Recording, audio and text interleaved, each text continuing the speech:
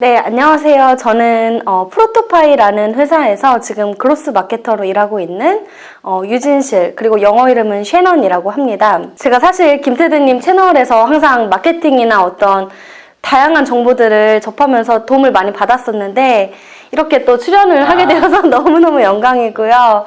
사실 오늘은 마케팅 관련된 내용보다는 제가 이전에 좀 외국계에서 일했던 경험들, 그리고 지금 회사에서도 영어로 면접을 보기도 했고 제가 직접 영어로 면접관으로도 들어가서 면접을 보기도 하기 때문에 조금 이런 것들에 대한 궁금증을 풀어드리고 팁을 드릴 수 있지 않을까 해서 네, 그 관련된 내용을 좀 말씀드리려고 합니다. 제 생각에 진짜 이게 뭐 그거 아시죠? 면접관 분이 들려주는 썰이 진짜를 썰이는 걸 아시죠? 아무래도 이 영상을 보시는 분들은 영어 이력서나 면접에 그렇게 자신이 없으신 분들일 것 같아요. 네. 저도 사실 그렇지만 근데 이제 가고 싶은 기업이 있고 예를 들어 프로토파이 정말 사실 되게 기술 기반이 되게 좋은 회사잖아요. 네. 지원하고 싶은데 저는 영어를 그렇게 잘하지 못해요. 하지만 실무에 대한 역량은 자신은 있어. 근데 그럴 경우에 보통 이제 입사하신 분들이 대부분 이렇게 노력으로 좀 커버가 가능할까요? 그런 게 좀 궁금해요. 그러니까 영어는 사실 타고나거나 아니면 영어 환경에 미리 노출이 되신 분들이 당연히 유리한데 네. 그러신 분들은 아니에요. 근데 이게 조금 노력으로 커버가 가능할까? 이거 채용 코스를? 네. 사실 면접을 보다 보면은 이분의 영어 실력이 어느 정도겠다라는 게 사이즈가 나와. 네, 나와요. 면접관이라면은 알 수 있어요. 근데 정말 여기서 중요한 거는 영어를 유창하게 하고 영어를 잘한다의 기준이 꼭 외국인일 필요가 없고 외국에 오래 산 사람일 필요도 없고 발음이 외국인처럼 막 잘 굴리고 그럴 필요가 전혀 없어요. 한국인 발음, 저도 한국인 발음이지만 한국인 발음이더라도 정말 또박또박, 그러니까 언어잖아요, 영어라는 것도. 그리고 그 언어를 통해서 회사에서 업무를 할 때 커뮤니케이션이 잘 되는지를 판단하는 거기 때문에 뭐 일상회화나 아니면 뭐 유창하게 뭔가를 막 다양한 표현을 쓰고 이런 것보다는 내가 하고 싶은 말을 한국어로 하는 것과 그렇게 많이 차이가 나지 않도록 영어로도 조금 부족하더라도 또박또박 할 수 있는 그거를 보는 것 같아요. 예를 들어서 정말 영어를 유창하게 하시지만 본인이 하고 싶은 말의 요지를 정확하게 표현하지 못하는 분과 정말 능력도 뛰어나고 말씀하신 대로 경력도 너무 좋고 막 뭐 포트폴리오나 여러 가지가 너무 좋아요. 근데 영어를 하셨을 때 이분보다는 조금 뭐 발음이라든지 표현력이라든지는 부족하지만 실제적으로 이분이 자기가 말하고 싶은 거를 또박또박 더 잘 말을 해요. 그러면은 저 같으면 이분을 더 뽑을 것 같아요. 영어 면접은 사실은 영어를 얼마나 잘하느냐의 테스트의 시험이 아니군요. 아니죠. 조금 이제 약간 이력서 쪽에 좀 집중해 보면 제가 궁금한 게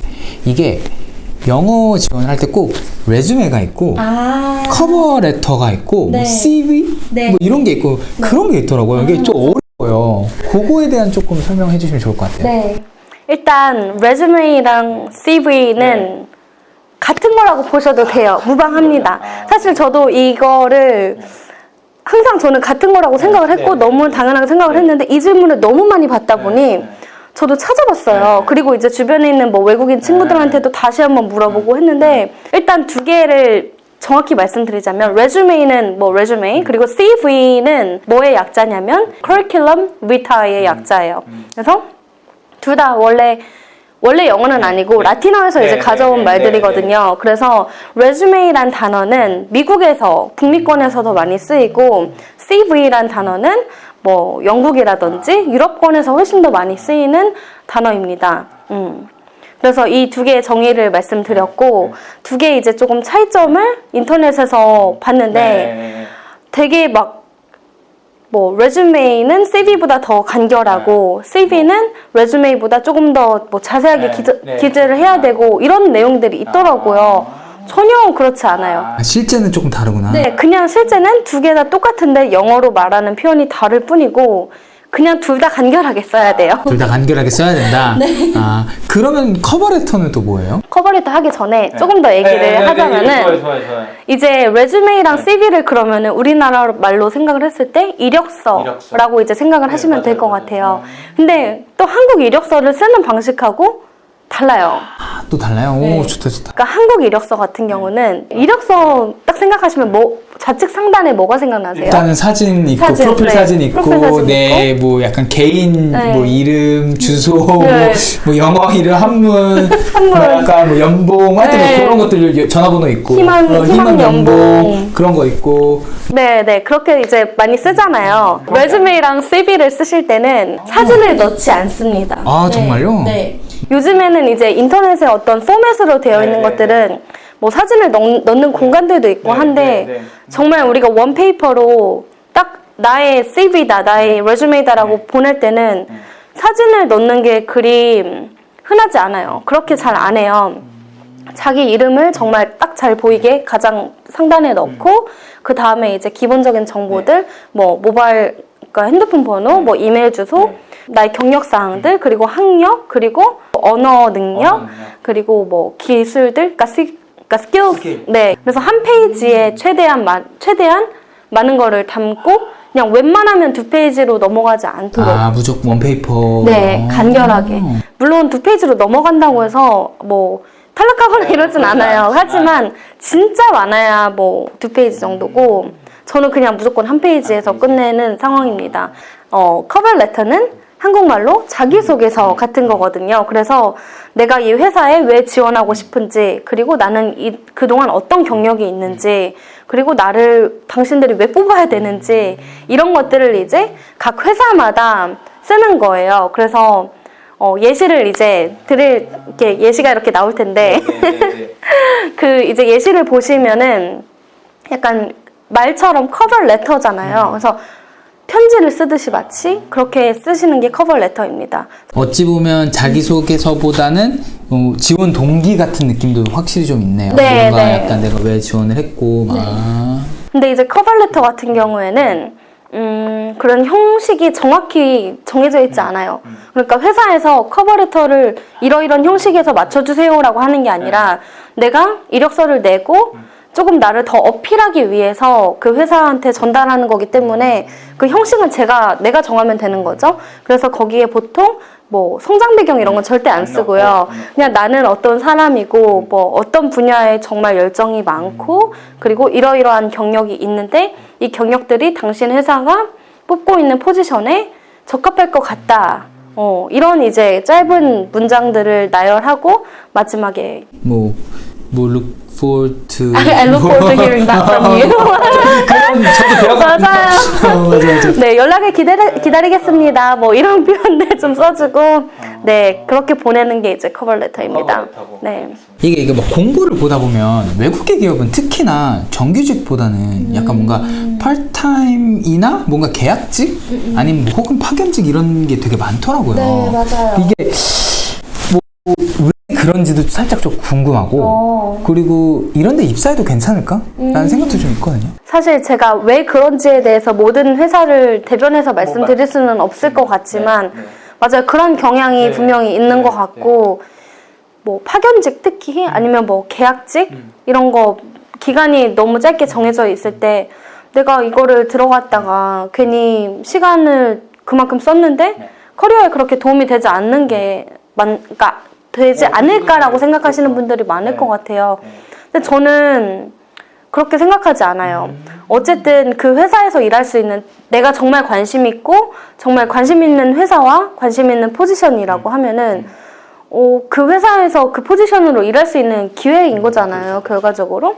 그래서 저는 그것에 대해서 절대 뭐 두려워하시거나 아니면은 뭐 아쉬워하실 필요가 없고 외국계 회사들에서 그런 포지션을 뽑는 이유들이 정말 다양하고 사실 한 회사 안에서도 계약직이라는 그 카테고리 안에 또 수많은 다양한 계약직의 형태들이 있어요. 그래서 뭐 어떤 회사 같은 경우는 정말 계약직의 형태에 따라서 이 사람은 뭐 무조건 2년 이하로만 일을 할 수 있고 이 사람은 그 이상으로 일을 하지만 계속 계약직으로 연장이 되는 경우도 있고 굉장히 다양한데 그 형태보다는 정말 내가 원하는 일인지 그리고 이 경험을 통해 꼭 이 회사에 남지 않더라도 나가서 다른 일을 해도 이게 도움이 된다고 하면은 절대 그 뭐 계약직이라는 그 타이틀 때문에 너무 걱정하실 필요는 없을 것 같고요. 외국계 회사들이 그렇게 채용을 하는 이유는 아무래도 그들의 입장에서는 해외에 인재를 채용을 하는 거다 보니 조금 조심스러울 수 있을 것 같아요. 그리고 뭐 비용 문제도 분명히 있겠죠. 네.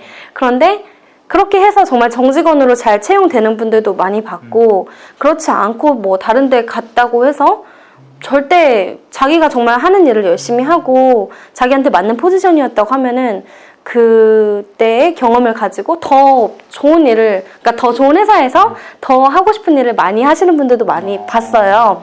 그래서 절대 두려워하지 않으시길 바랍니다. 무조건 계약직이나 파견직이라고 해서 이게 막 나쁘다, 뭐 좋다, 뭐 이런 게 아니라 맞는 것 같아요. 그러니까 아쉽긴 하겠죠. 맞아요. 정규직보다는 당연히. 맞아요. 네. 외국계를 지원할 때 혹은 이력서에 어떤 나의 이제 스킬을 쓸 때 그런 점수가 있다라거나 그런 걸 했다라는 게 좀 도움이 될까요? 저는 거의 도움이 안 된다고 생각합니다. 그러니까 한국식으로 이제 자기소개서나 이력서를 쓸 때는 되게 도움이 많이 되잖아요. 나 막 토익 뭐 900점 넘었어 막 이러면서. 근데 사실 토익이라는, 그러니까 외국계 회사의 채용 담당자는 토익이 뭔지도 잘 모를 것 같아요. 안다고 해도 그 점수의 어떤 의미를 잘 모르실 테고, 사실 그것보다는 영문 이력서를 쓰실 때 뭐 토익 몇 점, 오픽 몇 점, 뭐 오픽 AL 뭐 이런 거 쓰시는 것보다는 보통은 이제 그러니까 구조가 아까 말씀드린 것처럼 뭐 이름이랑 기본적인 정보, 그리고 나의 뭐 work experience, 그 다음에 education 쓰고 그 아래에 이제 스킬들을 여러 가지를 쓰는데, 거기에 이제 language skill 또는 뭐 proficiency라고 해서, 그러니까 내가 어떤 언어를 구사할 수 있고 거기에 대한 어떤 언어 활용도 같은 걸 쓸 수가 있어요. 그래서 정말 이거는 양심에 조금 맡겨야 되는데, 예를 들면은 뭐 Korean 하고 Native. 우리 Native니까 맞아, 쓰겠죠. 맞아. 근데 뭐 English. 여기서 이제 난 fluent한가, basic인가, native인가 이런 것들에 대해서 이제 쓰면 돼요. 내가 판단하기에 나는 네이티브인 것 같다. 근데 사실 정말 네이티브 분들만 그렇게 쓰시고, 나는 그래도 영어를 추천드리고 싶은 방법은, 나는 영어를 그래도 어느 정도 잘 구사를 하고 완전 외국인 같진 않아도 막 외국에서 태어나서 사는 건 아니더라도 소통하는데 문제가 없다, 영어로 면접을 봤을 때 어려움이 없다라고 하면은 fluent 쓰시면 될 것 같아요. 그래서 뭐 Korean 하고 뭐 native, English fluent, 그리고 뭐 다른 언어들 만약에 뭐 중국어, 일본어, 뭐 다른 뭐 스페인어 이런 것들 하시면은 그거에 맞는 그냥 땡땡 언어 이름 땡땡 어떤 proficiency를 가지고 있는지 이렇게 간단하게 씁니다. 그래서 점수는 그렇게 중요하지 않아요. 네. 그럼 약간 그런 거를 조금 거짓으로 써서 서류까지는 갔는데 결국에는 언젠가는 또 들통나긴 하겠네요. 그렇죠. 면접 때. 그럼요. 그런 경우도 많이 있으셨어요? 그렇죠. 아무래도 좀 영어. 막 플루언트 하다고 쓰셨는데 정말 막 표현을 거의 못 하시고 이러면은 정말 플루언트 한 건 아니죠.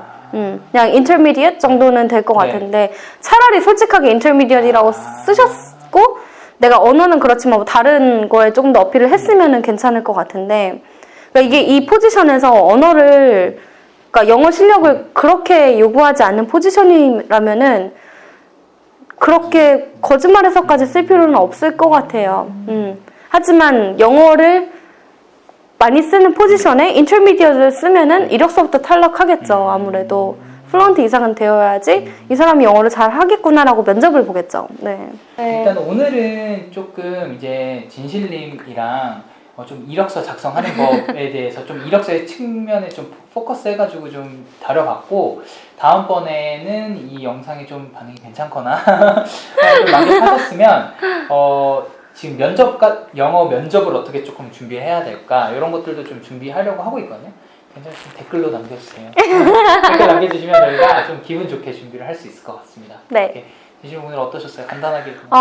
오늘 너무 재밌게 촬영한 것 같아요. 사실 저희가 이 촬영을 작년부터 하기로 했었는데 코로나가 터지고 막 1000명 넘고 이래서 캔슬되고 이랬었는데 드디어 이렇게 촬영하게 돼서 너무 감사하고요.